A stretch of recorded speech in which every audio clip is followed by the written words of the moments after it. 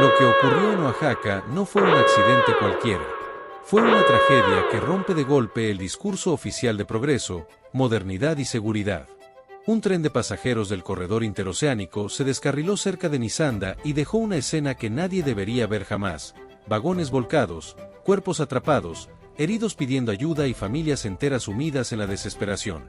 Mientras desde el poder se habla de obras emblemáticas y proyectos estratégicos para el país, la realidad se impuso con violencia. Al menos 13 personas perdieron la vida y casi un centenar resultaron heridas. Personas comunes, trabajadores, familias, gente que subió a un tren confiando en que era seguro. Y aquí viene la pregunta que incomoda, pero que no se puede esquivar. ¿Cómo puede fallar de esta manera una obra que se presume como símbolo del desarrollo nacional? Porque no estamos hablando de un transporte improvisado ni de una infraestructura vieja olvidada. Estamos hablando de un proyecto presentado como moderno, supervisado y clave para el futuro económico del país. Cuando algo así falla, no es solo una tragedia humana, es un golpe directo a la confianza de millones de mexicanos. El caos fue inmediato. Horas sin información clara. Familias buscando nombres. Heridos esperando atención. La noche cayendo sobre un lugar que minutos antes parecía un trayecto normal. Así se rompe la normalidad, sin aviso y sin misericordia. Este primer acto no va de cifras ni de peritajes técnicos. Va de una verdad simple y brutal: cuando la seguridad falla, el discurso se vuelve irrelevante. Y cuando falla en un proyecto clave, el mensaje es devastador: nadie está completamente a salvo. Quédate hasta el final, porque esta historia no solo trata de un tren que se salió de las vías. Trata de qué tan seguras son realmente las obras que se nos venden como orgullo nacional, quién debe responder y por qué esta tragedia no puede quedar archivada como un accidente más. Esto apenas empieza. Y lo que sigue es todavía más grave. Un tren no se descarrila de la nada. No ocurre por azar ni por mala suerte. Algo falla antes. Y cuando hablamos de una obra estratégica como el tren interoceánico, esa falla no puede explicarse con evasivas ni con frases genéricas. Aquí hay decisiones, tiempos y responsabilidades que deben ponerse sobre la mesa. Las primeras versiones oficiales hablan de una investigación en curso. Pero mientras los peritajes avanzan, las dudas crecen. ¿En qué condiciones se encontraba la vía? ¿Cuándo fue la última revisión técnica real? ¿Se respetaron los protocolos de seguridad o se aceleraron procesos para cumplir agendas políticas y plazos de inauguración? Estas preguntas no nacen del morbo, nacen de la lógica. Porque cuando un proyecto se presume como moderno, supervisado y seguro, el margen de error debería ser mínimo. Y cuando ese margen termina en muertos, el problema deja de ser técnico y se vuelve estructural. En México ya hemos visto esta historia antes. Obras que se anuncian con bombo y platillo, que se inauguran a toda prisa y que después presentan fallas graves.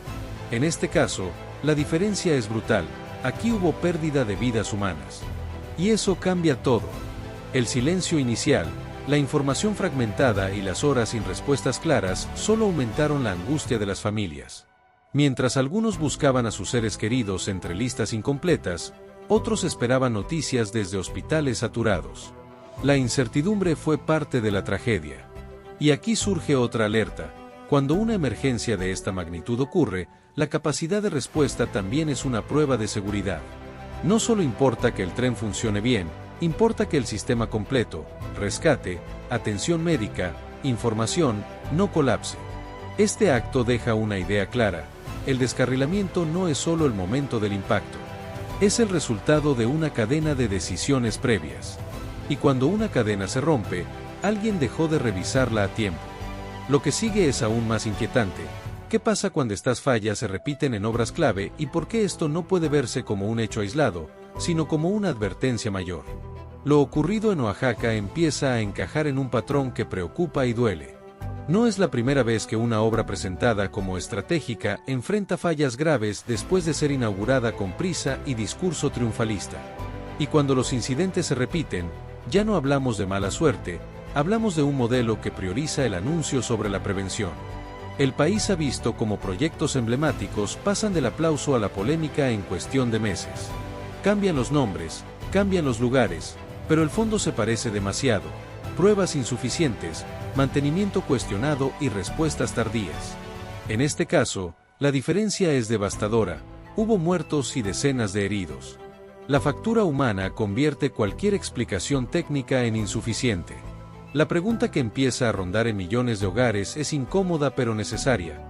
¿Estamos seguros usando infraestructuras que se nos presentan como listas cuando quizá no lo están? Porque la confianza pública no se construye con inauguraciones, se construye con sistemas que funcionan bajo presión y con seguridad comprobada. Este patrón también tiene un costo emocional. Cada noticia de este tipo erosiona la tranquilidad de quienes dependen del transporte público para trabajar, estudiar o visitar a su familia. Subirse a un tren no debería ser un acto de fe. Y, sin embargo, cuando fallas así ocurren, la fe reemplaza a la certeza. Además, la repetición de incidentes instala la normalización del riesgo. Se habla de investigar, de revisar, de corregir, pero rara vez se explican cambios estructurales que garanticen que no vuelva a pasar. Sin cambios visibles, la promesa de seguridad suena hueca. Desde fuera, ese actor del norte que convierte cada tragedia en consigna aprovechará el ruido. Mucha señalización y amenazas, poca solución real para quienes viven y se mueven aquí. El problema no se arregla con estruendo externo, sino con responsabilidad interna. Este acto deja una advertencia clara: cuando los errores se repiten, el riesgo se acumula. Y si no se corrige el patrón, la próxima tragedia no será una sorpresa, será una consecuencia. Lo que sigue es señalar quién debe responder y por qué la rendición de cuentas no puede quedarse en promesas. Cuando una tragedia de esta magnitud ocurre, la responsabilidad no se diluye. No basta con expresar condolencias ni con anunciar investigaciones genéricas. Aquí hay decisiones previas, supervisiones fallidas y prioridades que deben explicarse con claridad. Porque la seguridad no es un trámite administrativo, es una obligación. La pregunta central es inevitable: ¿quién garantizó que el tren interoceánico era seguro para operar? ¿Quién firmó que las vías, los sistemas y los protocolos estaban listos? ¿Quién decidió que era momento de ponerlo en marcha? Cuando un proyecto estratégico falla y cobra vidas, alguien falló antes. La autoridad federal, encabezada por Claudia Sheinbaum Pardo, tiene la responsabilidad de explicar qué salió mal y por qué. No se trata de culpas políticas, se trata de rendición de cuentas. En seguridad, la transparencia no es opcional. Cada minuto de silencio o ambigüedad alimenta la desconfianza. Además, la gestión de la emergencia también cuenta. Horas sin información clara para las familias, versiones contradictorias y datos parciales profundizaron el dolor. La comunicación también es seguridad. Y cuando falla, la angustia se multiplica.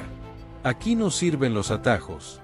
Prometer que se investigará sin plazos, sin responsables visibles y sin medidas inmediatas no repara. La ciudadanía necesita saber qué cambiará para que esto no vuelva a pasar: auditorías independientes, mantenimiento verificable, protocolos reforzados y supervisión constante. Sin cambios visibles, la promesa suena vacía. Mientras tanto, desde fuera, ese actor del norte que convierte cada tragedia mexicana en consigna hará ruido y señalará: mucho estruendo, poca solución. La respuesta real no está en el intercambio de amenazas, sino en corregir aquí, con hechos que se sostengan. Este acto deja una exigencia clara: la seguridad no se presume, se demuestra. Y cuando hay vidas de por medio, demostrarlo es urgente. Lo que sigue es medir el impacto humano de esta falla y entender por qué no es una cifra más en una tabla, sino una herida abierta para Oaxaca y para el país. Detrás de cada número hay una historia que no salió en los comunicados. Personas que abordaron un tren confiando en llegar a su destino y terminaron atrapadas entre fierros. Familias que pasaron horas sin información, recorriendo hospitales, marcando teléfonos que no contestaban. La tragedia no se mide solo en cifras, se mide en ausencias.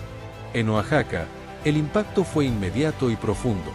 Comunidades enteras quedaron marcadas por el accidente.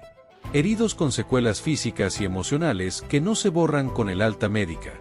Hogares que ahora enfrentan gastos imprevistos, tratamientos largos y la incertidumbre de un futuro alterado. La vida cotidiana se rompió en segundos. También está el duelo silencioso. El de quienes no aparecen en cámaras ni conferencias. El de madres, padres, hijas e hijos que recibieron la noticia más dura. Para ellos, las explicaciones técnicas llegan tarde y suenan lejanas. La prioridad es el dolor, y ese dolor exige algo más que palabras. Este impacto humano revela otra falla: el acompañamiento posterior. Atención psicológica, apoyo legal, reparación del daño y seguimiento real. No basta con prometer ayuda, hay que sostenerla en el tiempo. Cuando la atención se diluye, la herida se profundiza. Además, la tragedia deja miedo. Miedo a volver a subir a un tren, a confiar en sistemas que fallaron. La confianza es frágil y se pierde rápido cuando la seguridad falla. Recuperarla requiere acciones visibles, no discursos. Aquí es donde la responsabilidad se vuelve concreta. Porque proteger a la gente no termina con el rescate, empieza ahí. Empieza con verdad, con apoyo continuo y con cambios que se noten. Si no, el mensaje que queda es devastador, que el costo humano es aceptable en nombre del progreso. Este acto deja claro que lo ocurrido no puede archivarse, porque mientras el dolor siga vivo, la deuda sigue abierta. Lo que sigue es mirar las consecuencias a largo plazo y entender por qué, si no se corrige ahora, el riesgo se repetirá. Cada día que pasa sin cambios profundos encarece la factura. No es una cifra en un informe, se paga en confianza perdida, en miedo acumulado y en riesgo repetido. Cuando una tragedia se atiende solo con comunicados y promesas, el problema no se cierra, se pospone. Y en seguridad, posponer casi siempre sale mal. El primer costo es institucional.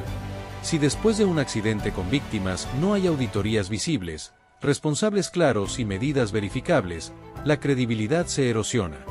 La gente deja de creer en la prevención y aprende a convivir con el riesgo. Normalizar el peligro es el terreno más fértil para que vuelva a ocurrir.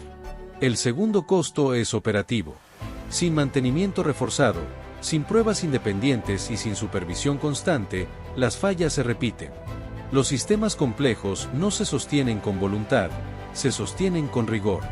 Cuando el rigor se relaja por prisa o por agenda, el margen de error crece. Y cuando el margen crece, la próxima tragedia se acerca. El tercer costo es social. El miedo se instala en lo cotidiano. Usuarios que dudan en viajar, trabajadores que cambian rutas, familias que evitan servicios que antes eran normales. La movilidad se vuelve un acto de fe, no de confianza. Y una sociedad que se mueve con miedo se vuelve más frágil. También hay un costo estratégico. Cada incidente sin corrección profunda alimenta narrativas externas que reducen todo a consignas y amenazas. Mucho ruido desde fuera, poca solución para quien vive aquí. El estruendo no arregla vías ni salva vidas. Corregir con hechos, sí. Este acto deja una verdad incómoda. No corregir hoy multiplica el riesgo mañana. El tiempo no es neutral. Juega a favor de quien actúa y en contra de quien posterga. Si la respuesta se queda en el anuncio y no en la transformación, el aprendizaje se pierde. Queda un último paso: cerrar con claridad qué está en juego y por qué esta tragedia debe marcar un antes y un después. Porque si no lo hace, el costo será mayor y la advertencia habrá sido ignorada. El descarrilamiento del tren interoceánico en Oaxaca no puede quedarse como una nota más en la agenda. No puede diluirse entre cifras, conferencias y promesas de investigación. Porque cuando una obra estratégica falla de esta manera, el mensaje es claro y alarmante: la seguridad no estaba garantizada. Aquí está lo que realmente está en juego. No solo es un tren, ni una ruta específica. Es la confianza de millones de mexicanos en que las obras públicas no ponen su vida en riesgo. Es la certeza de que el desarrollo no se construye a costa de la gente. Cuando esa certeza se rompe, el daño es profundo y duradero. La responsabilidad es clara. Claudia Sheinbaum Pardo y las autoridades federales deben convertir esta tragedia en un punto de inflexión real. No basta con investigar, hay que corregir, reforzar, auditar y transparentar. La seguridad no se presume en discursos, se demuestra con hechos sostenidos. Y cuando hay vidas de por medio, la exigencia es inmediata. Mientras tanto, desde fuera, ese personaje del norte que suele convertir las tragedias mexicanas en bandera política seguirá lanzando señalamientos y amenazas. Mucho ruido desde lejos, pero el dolor y el riesgo se viven aquí. La solución no vendrá del estruendo externo, sino de asumir responsabilidades internas. Este canal existe para no soltar estas historias, para incomodar cuando haga falta y para recordar que normalizar la tragedia es rendirse. Y rendirse no es opción. Cada víctima merece verdad, justicia y cambios que eviten que vuelva a pasar. Si tú también crees que México merece obras seguras y responsables, suscríbete para estar informado de todas las noticias de tu México querido. Dale like para que esta información siga llegando al pueblo mexicano. Comparte este video y comenta si confías o no en la seguridad de estos proyectos. La tragedia no se tapa. La seguridad no se presume. Se garantiza.